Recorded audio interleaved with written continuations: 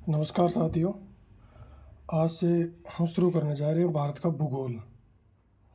और भारत के भूगोल के अंतर्गत आज हम अध्ययन करेंगे भारत की स्थिति और विस्तार का। भारत की स्थिति और विस्तार। स्थिति और विस्तार का मतलब है कि भारत कहाँ स्थित है और इसका कितना विस्तार है। सबसे पहले हम देखेंगे कि भारत की स्थिति क्या है, यानी कि भारत कहाँ स्थित है। अगर हम वैश्विक परिदृश्य के हिसाब से देखें तो भारत स्थित है उत्तरी गोलार्ध में। गोलार्ध मतलब, देखो दोस्तों, ये है पृथ्वी। पृथ्वी के बीचों बीच एक रेखा खींची जा रही है जिसका नाम है 0 डिग्री या विषुवत रेखा, या इसी को बोला जाता है भूमध्य रेखा। भूमध्य रेखा के उत्तर का जो हिस्सा है उसको उत्तरी गोलार्ध बोला जाता है और दक्षिणी हिस्से को दक्षिणी गोलार्ध बोला जाता है। इस दक्षिणी गोलार्ध में और उत्तरी गोलार्ध में अगर देखिए तो भारत की स्थिति उत्तरी गोलार्ध में है। भारत यहाँ पर स्थित है।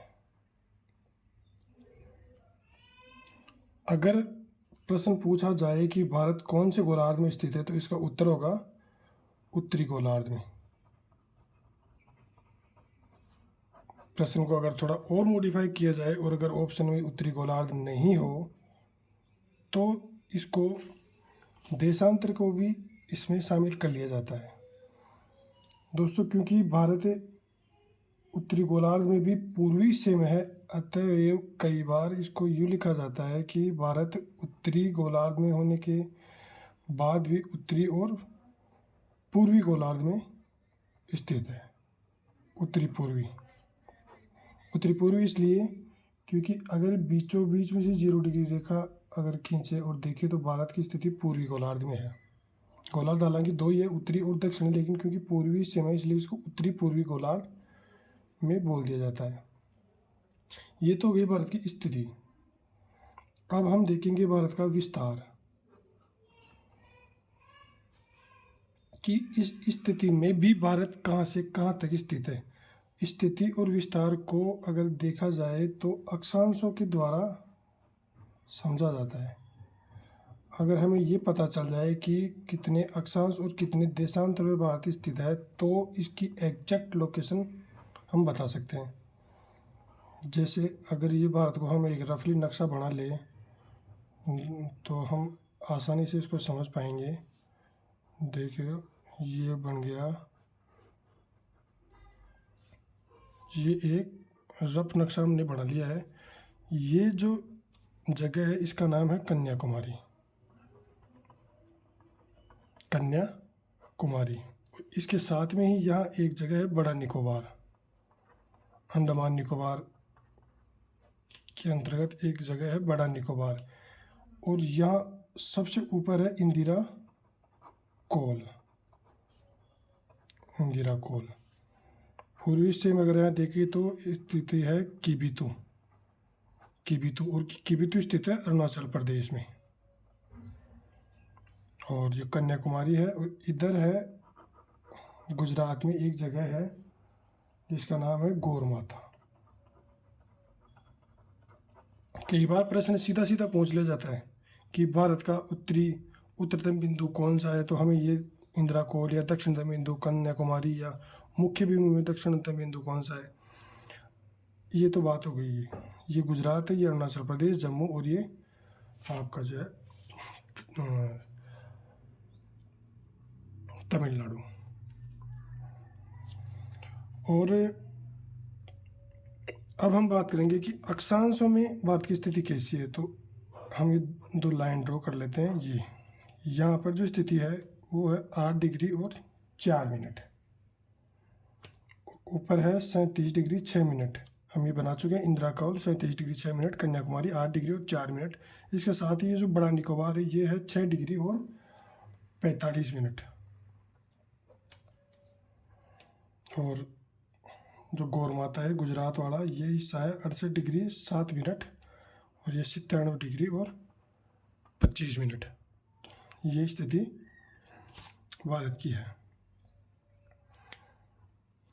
अगर सीधे सीधे प्रश्न पूछा जाए कि भारत की मुख्य भूमि का विस्तार कहाँ से कहाँ तक है, तो हम ये बता देंगे कि 8 डिग्री 4 मिनट से 37 डिग्री 6 मिनट तक है। लेकिन अगर 8 डिग्री 4 मिनट ऑप्शन में नहीं हो तो 6 डिग्री और 45 मिनट होगा, क्योंकि मुख्य भूमि में 8 डिग्री 4 मिनट है, लेकिन ये जो अंडमान निकोबार का हिस्सा है ये भी भारत का ही है। ये तो हो गया सामान्य प्रश्न। इसके अंतर्गत एक चीज़ और पूछी जाती है कि भारत का अक्षांशीय अंतराल कितना है और देशांतरीय अंतराल कितना है। तो हमें पता है 37 डिग्री 6 मिनट और 8 डिग्री 4 मिनट ये अक्षांश और इसके बीच का अंतराल कितना है। हम इसको अगर हम देखें तो इसको 29 डिग्री और 2 मिनट आराम से इसको बताया जा सकता है। तो फिर भी हम इसको एक बार चेक कर लेते हैं। 37 डिग्री 6 मिनट और इसको माइनस करेंगे 8 डिग्री और 4 मिनट। इसमें से माइनस करने पर ये 2 और ये बच गया 9 और 2, 29 डिग्री 2 मिनट। अगर ये मुख्य भूमि को नहीं दे करके और 6 डिग्री और 45 मिनट इसमें दिया जाए तो फिर इसका अंतराल कितना होगा ये देखिए। क्योंकि ऊपर 6 मिनट है और नीचे 45 मिनट, माइनस करेंगे होगा नहीं। 37 डिग्री में से अगर इधर लेंगे तो एक पूरा डिग्री जाएगा, पूरा डिग्री मतलब 60 मिनट। इधर हो गई 66, 66 में से 45 माइनस करेंगे। जैसे ही 45 माइनस करेंगे आएगा 21, इधर बच जाएगा 36, 36 में 6 गया 30। ये हो गया 30 डिग्री और 21 मिनट। ये भारत का अक्षांशीय विस्तार है, मुख्य भूमि से भी और ये दक्षिणतम बिंदु से भी, जो कि बड़ा निकोबार में है। हम अगर देखें तो देशांतरीय विस्तार भी देख सकते हैं। ये 68 डिग्री 7 मिनट और 57 डिग्री 25 मिनट को अगर माइनस कर देंगे, 57 डिग्री 25 और 68 डिग्री 7 मिनट, तो ये हो गया 18 और इधर आ गया अपने 29 मिनट। ये 7 में से 8 जाएगा नहीं, इधर से आएगा 17, आ जाएगा 9, बचेगा 8, 6, 2, 29 डिग्री 18 मिनट। ये भारत की स्थिति है। विस्तार हमने देख लिया कितना है क्या है। अगर हम वैसे दूरी के हिसाब से देखें तो 3214 किलोमीटर और 2933 किलोमीटर है। आज की वीडियो में इतना ही।